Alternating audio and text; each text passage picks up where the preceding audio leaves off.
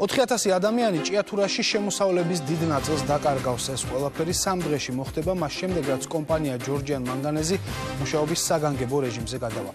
ჩვენ დავინტერესდით, რას გულისხმობს ეს საგანგებო რეჟიმი, რატომ გახდა აუცილებელი მისი შემოღება და როგორ იცხოვრებს ქალაქი, რომელშიც შემოსავლის ერთადერთი წყარო მანგანუმის საწარმო და მისი გაყიდვით მიღებული ანაზღაურებაა. ჩვენი სპეციალური რეპორტაჟი მაღაროელების ქალაქიდან.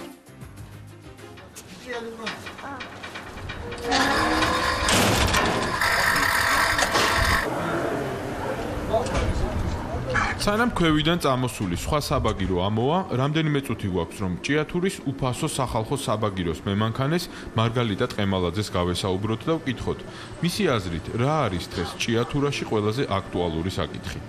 თავარი საკითხი ის არის, რომ ამდენი წლის მანძილზე მაღაროები მუშაობს და დღესდღეობით შეჩერებულია. მე პირადად არ ვიცი რა არის მიზეზი, კი გაგვაცნეს მართალია, მაგრამ სინამდვილეში რა არის მიზეზი და ამას ოცნებობს მთელი ჭიათურა. მარგალიტა ტყემალაძე შემდეგ ვაგონს უნდა მოემსახუროს. ჩვენ ქალაქში ჩავიდეთ და უკეთესად გავერკვეთ იმ პრობლემის სარში, რაზეც საბაგიროს გზის მემანქანე მისაუბრა.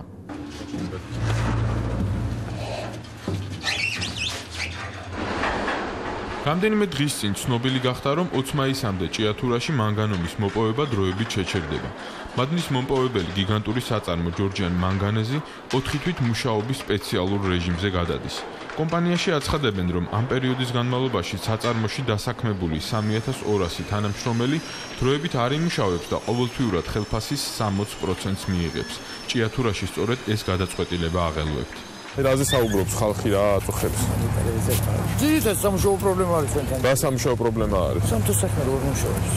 სხვა არაფერი. ეხლა რო არის რაღაცა რეჟიმზე რო გადადიან? უკვე მუშაობას ფაქტიურად წლებთ. ანერიულებს ხალხს. ძალიან დიდი პრობლემა არის. ჩვენ მეტ შემოსავლე აფერებს.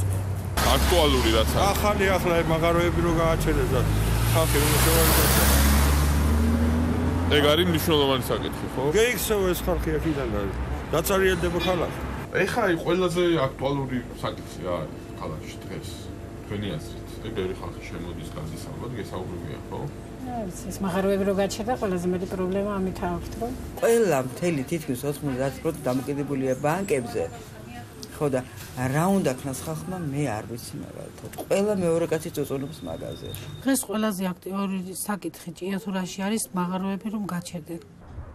ჭიათურაში ჯორჯიან მანგანეზი ფოლადის სიმტკიცისთვის აუცილებელ მანგანუმს მოიპოვებს. კომპანია აქამდე 7 მაღაროს და ღია კარიერებს 24 საათიან რეჟიმში ამუშავებდა. მანგანუმი ამ ვაგონებით ზესტაფონში ჯორჯიან მანგანეზისავე ფერო შენადნობთა ქარხანაში იგზავნებოდა. გადამუშავდებოდა და ექსპორტზე გადიოდა. დღეს კომპანია ამბობს, რომ მსოფლიო ბაზარზე კრიზისია, მანგანუმის პროდუქტებზე მოთხოვნა შემცირებულია და ფასები დაწეულია. კომპანიას მანგანუმის ჭარბი მარაგები დაუგროვდა ვერ ყიდის. ამიტომ იძულებულია 4 თვით მუშაობის სპეციალურ რეჟიმზე გადავიდეს. 4 თვე, რატომ 4 თვე? რას ნიშნავს ეს 4 თვე? ეს არის დაახლოებით ის მარაგების რაოდენობა, რაც ჩვენ გაგვაჩნია ზესტაფონის ფეროშენადნობთა ქარხანაში და მის ამოწურვამდე უბრალოდ არც ვიცით სად დავასაწყობოთ და სად წავიღოთ მოპოვებული მადანი, ამიტომ სანამ არ იქნება მისი ამოწურვა, ასე ვთქვათ, არ მოხდება მისი ამოწურვა, ეს 4 თვე მაგიტომ განისაზღვრა.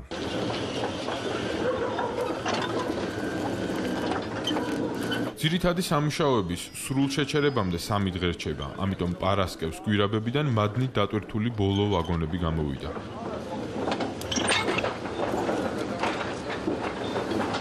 სპეცტექნიკა უკვე გარე სადგომებზეა გადაყვანილი.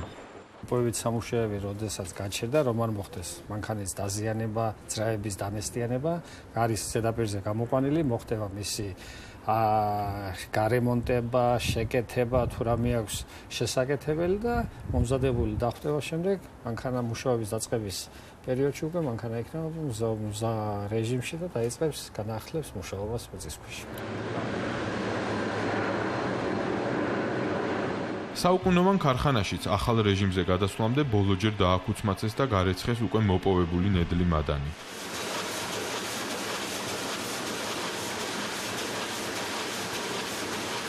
ჯორჯიან მანგანეზის თანამშრომლების უმეტესობა მუშაობის სპეციალური რეჟიმის შესაბამის კონტრაქტებს ხელი უკვე მოაწერა. სადაც წერია, რომ შემცირებულ ხელფასთან ერთად შეუნარჩუნდებათ საოჯახო სამედიცინო დაზღვევა და ჯორჯიან მანგანეზი შეეცდება თანამშრომლებს საბანკო კრედიტების გადახდაშიც დაეხმაროს. როგორ შეხვდით ამ სიახლეს? იძულებული გავხდით თორე ეხლა მუშაობ ჩვეულებრივად. იძულებული რატომ? ნუ ესე გითხრა კომპანიამ, რომ აუცილებელია ესეთი რაღაცა. 4 თვის შემდეგ შეგვიძლია რომ აუცილებლად ყველას მიიღებ. თქვენ როგორ ფიქრობთ? ასრულდება ეს პირობა? ჩვენ იმედი გვაქვს.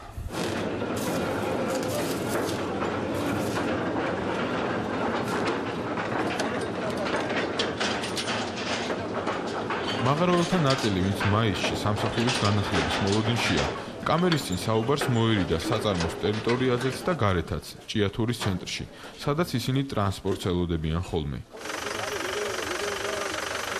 თქვენ შეგიძლიათ ვითხრათ, რას ფიქრობთ? რატო კარგი ხართ, კაცო?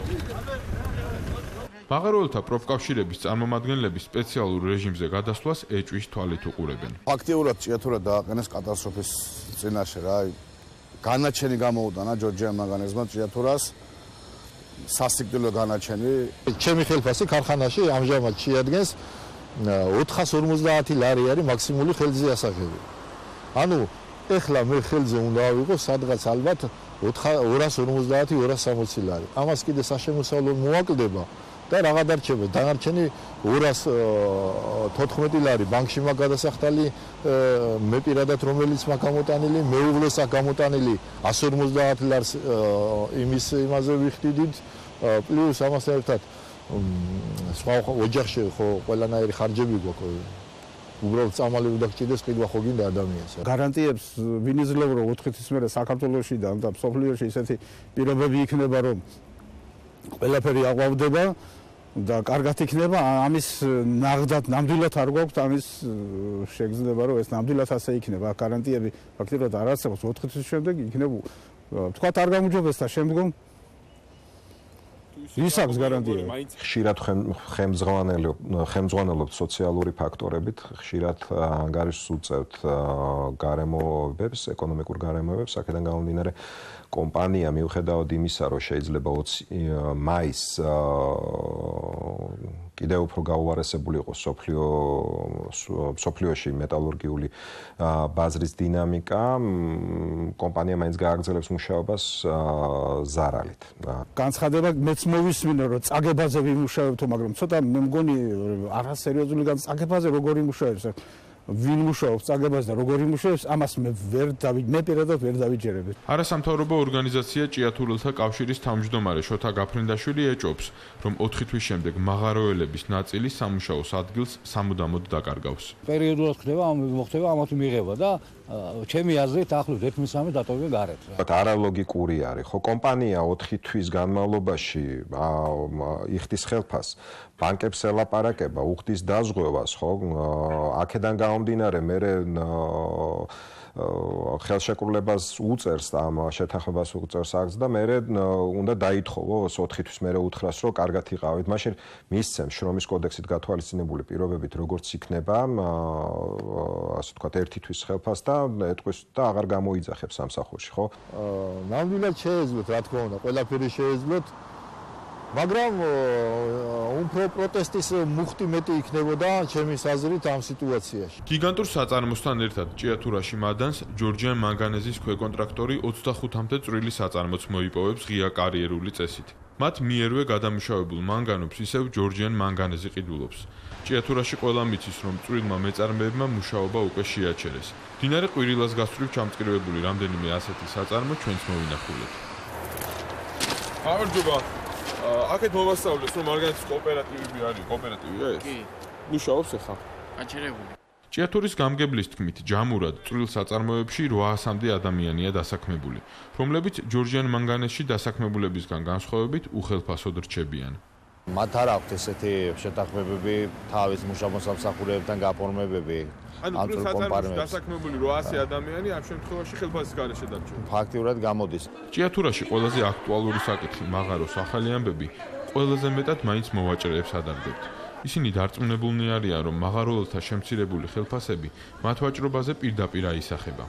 ნავხოთ კიდე რა იქნება? ახლა დაიხურება 20-დანი და რას იზავს ნავხოთ მის შემდეგ? ანუ ელოდებით 20 წუთს ჯერ. კი, 20 წუთს ველოდებით. 20-ის შემდეგ რა იქნება ნავხოთ. მუშებზე იყო დამოკიდებული ჩვენი მუშაობა და მოვიდოდნენ, წაიღებდნენ რამეს, ანასკს, ან სვიც, ან რამესა და ჯერ ხომ მუშაობენ? რომ მუშაობენ, მე ახლა ეშინიათ იმას ხო აღარ გამეელებენ, რაც აქვს 2 კაპიკი ფული. ვართ რაც მუშებზე ეს ლაპარაკი იყო, ვართ გაჩერებული ჩვენც. ჩემთანაც აისახება მაღაროს გაჩერება.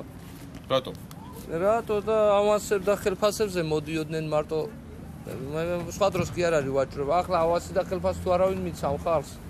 და თუ ვერ იმუშავეს, მეც თვითონაც უმუშევარი რჩევი და გავალ აქედან რამინდა ასეთ ქალაქში, ასეთ ზიმაში. კითხვა მიჩნდება, აბა რაქნას მაშინ წალენჯი ხელმა, რაქნან აბაშელმა, თელაველმა, სადაც ჯორჯიან მანგანეზი არ ფუნქციონირებს და ერთი კომპანია არ ასაქმებს 3200 ადამიანს. აისახება ეს მაინტერესებს თქვენი აზრით. ნუ გარკვეულწილად ექნება, რა თქმა უნდა, ნეგატიური ეფექტი გარკვეული წილით, მაგრამ ესე რო გითხრათ, რომ ამას ექნება სასიცოცხლო მნიშვნელობა, თქვენ თვითონაც დამეთანხმებით, როდესაც 60%-ის ხელფასების მაინც გაიცემა. ჯორჯიან მანგანეზი ამტკიცებს, რომ ბანკებთან შეთანხმება უკვე მიღწეულია და 60%-იან ხელფასზე გადასულ თანამშრომლებს ბანკების სესხის დასაფარით ძირი თანხის გადახდას 4 თვით გადაუვადებენ. პროცენტს კი ჯორჯიან მანგანეზი გადაიხდის. ჩვენ კი ისევ სახალხო საბაგირო გზას და მის მემანქანეს დავუბრუნდეთ. ეს საბაგიროც ჯორჯიან მანგანეზს ეკუთვნის, რომლითაც მოსახლეობაც სარგებლობს. მარგალიტა ტყემალაძე მიცის, რომ ქალაქისთვის სასიცოცხლოდ მნიშვნელოვანი საბაგირო არ გაჩერდება. მერერა რომ თავად იმუშავებს, მემანქანე დარდობს ქალაქზე, რომელსაც მთელი დღე გადაჰყურებს. მალე მოწესრიგდეს ეს საქმე და რა თქმა უნდა, მუშებიც ამ აზრისა არიან და როგორც წინათ მუშაობდნენ შეუფერხებლივ, ისე ვაშკაცურად იმუშავებენ და იმ განკუთვნილ თანხას მიიღებენ და ამოძრავდება და არ მოკვდება ჭიათურა მკვდარი ქალაქია ამ წუთში რომ შეწყდა მუშაობა. ფლამანდიელი ვან დეიკი საქართველოში ყველაზე ცნობილი მხატვარი გახდა. ქართულ ინტერნეტში ბოლო 2 კვირაში ვან დეიკის ძებნის რაოდენობამ რამდენიმე